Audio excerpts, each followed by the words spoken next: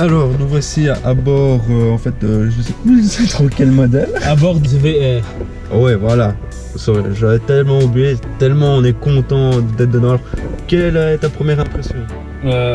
Agréablement surpris, super étonné, une finition magnifique.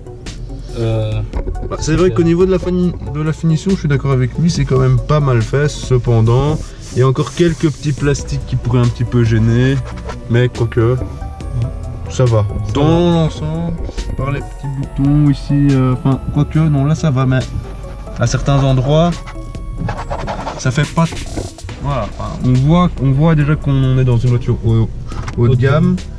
Mais évidemment, ce n'est pas encore irréprochable à 100%. C'est pas comme dans la Rolls-Royce qu'on a essayé tout à l'heure, où là évidemment il n'y avait rien à dire. En même temps, c'est pas le même budget, mais franchement, on voit que c'est une voiture à consonance sportive, de luxe. Tu es d'accord, hein? Ouais, là, largement. On voit déjà les palettes qui sont au volant. À mon avis, tous les modes possibles et inimaginables qu'on peut avoir dessus. Voilà quoi. Très intéressant, le petit bouton ici qui est pour allumer, activer ou désactiver les petits clapets. Assez intéressant. Le pommeau de... Comment on appelle ça? Hein? T'appelles ça comment toi? Le pommeau de levier de vitesse, à part qu'il n'y a pas de levier de vitesse car c'est une automatique. La finition est vraiment très jolie et fait un peu carbone.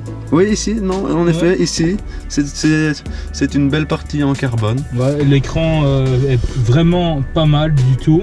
L'écran, c'est vrai, est quand même pas mal grand. C'est vrai qu'ils ont fait des efforts par rapport à ça. Ici, le niveau tout ce qui est bouton, température de siège, ventilation et tout ça, vraiment très épuré. C'est déjà un minimum travaillé. C'est vrai qu'on voit que les designers ont fait du bon boulot, mais le bouton qu'on aime le plus appuyer, c'est celui-là. Bah oui, faut quand même bien la mettre en route et puis faire tourner aussi, le gros moteur. toit panoramique, ce qui n'est pas à négliger non plus. Qui évidemment, malheureusement, je sais pas pourquoi est-ce qu'ils l'ont fermé, c'est un peu idiot. Mais voilà, très belle voiture.